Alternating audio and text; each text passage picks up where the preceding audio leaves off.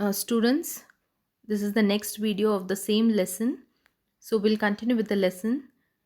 The next day, I learned that Aunt Betsy had written to my stepfather about my presence in her house. The very thought of my stepfather tracing me and taking me back was agonizing. The days that followed were spent in a state of anxiety.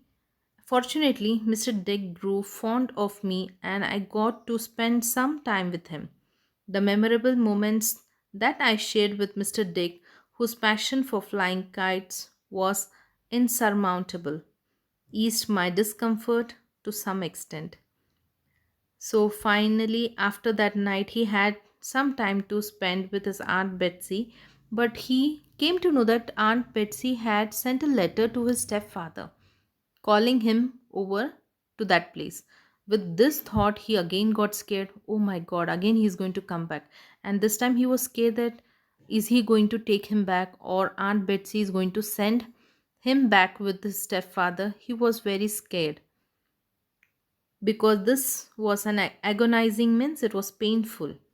Okay.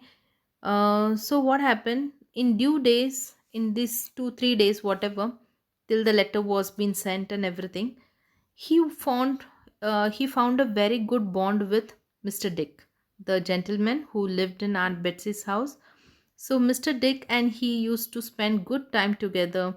They used to fly kites. They used to do some other uh, drawing. They used to play with each other. They used to do some kind of reading stuff. All these things were going on. He found a good companion in Mr. Dick, who actually helped him to forget all the pain what he had earlier in his childhood time. One day, Miss Betsy asked me, "What do you think of Dick?" I replied, "He is very nice." Miss Betsy then informed me that Mr. Dick was a distant relative of hers and he was declared insane by his own brother. Miss Betsy had come to his rescue. So one day again, he didn't know about Mr. Dick, but Aunt Betsy explained that Mr. Dick was a distant relative, okay, and he was being declared insane. Insane means mentally ill. We say pagal, right? He was declared as insane by his brother, and he was being pushed out of the house. So it was Aunt Betsy who went there, and she helped Dick, and she also brought Mr. Dick to her home so that they can live here.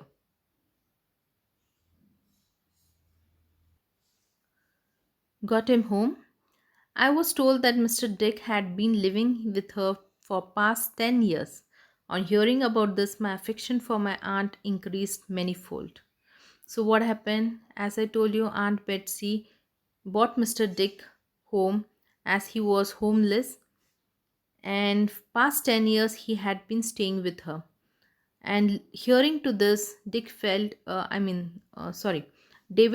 that his aunt Betsy was very kind, and he, what do you say? We have more respect towards that lady since she had helped many people, including him, regarding the difficult situation what society had shown towards them.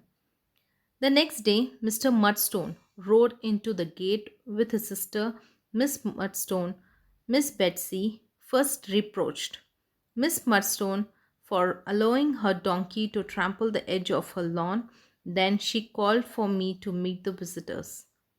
So now here we could see finally, as the letter was given by Miss Betsy, we could see a general picture for your understanding. The lady with the blue dress you could make out as an Aunt Betsy, and the people who are here. Okay, in pinkish you could see that is David's stepfather, Mr. Mudstone, and the lady with the pink dress we could say that is Miss Mudstone, that is his sister, stepfather's sister. So these both have come to visit this place and to take this boy back. And look at the furious face. They are not happy with the thought that this boy had visited their aunt, his aunt. Mr. Mudstone expressed his great displeasure regarding my behavior. He said, "This boy has caused much trouble in the past.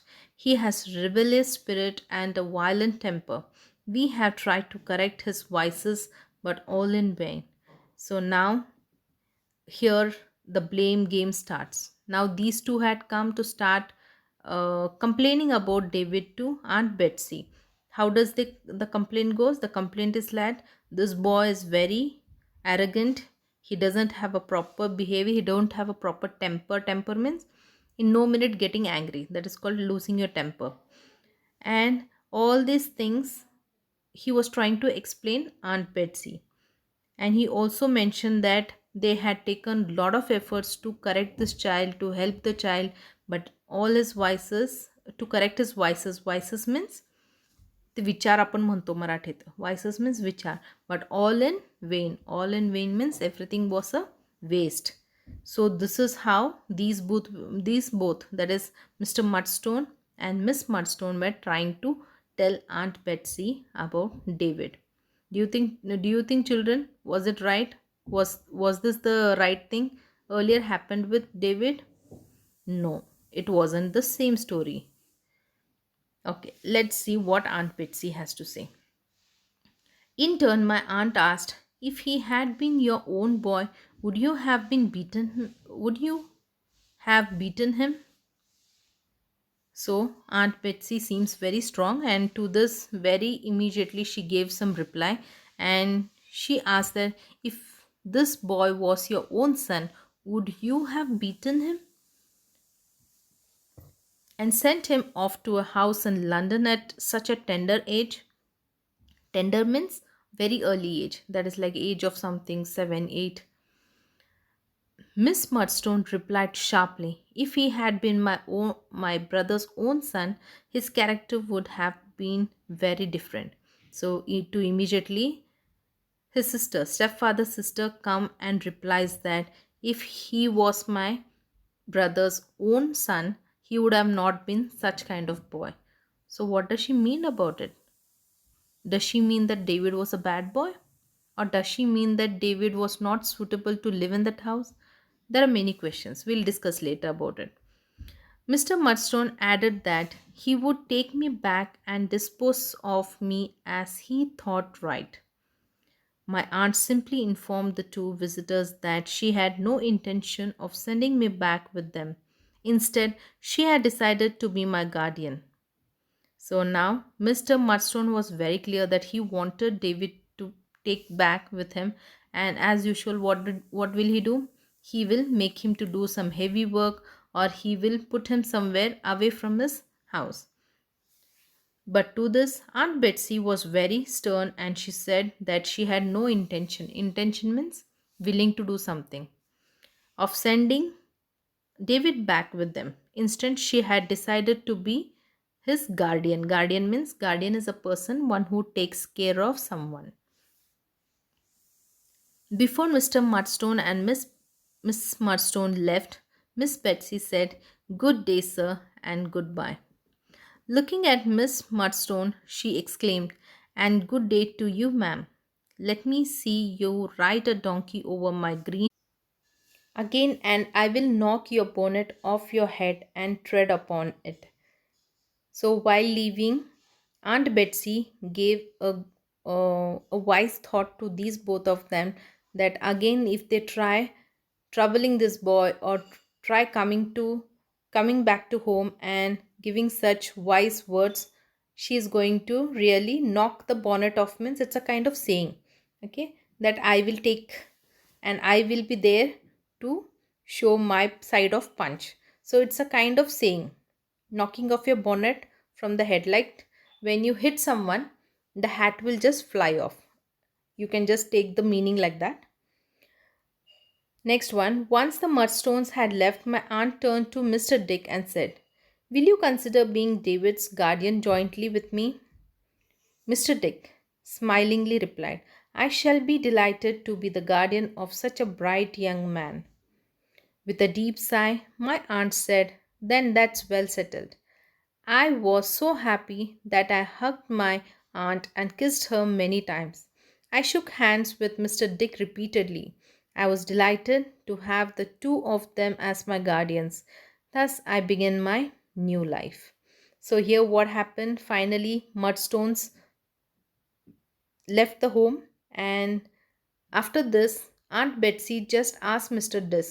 Dick that whether he would be a joint guardian with her for David. To this, Dick replied in a very happy way that he is very happy to be a guardian for such a young boy, bright young boy.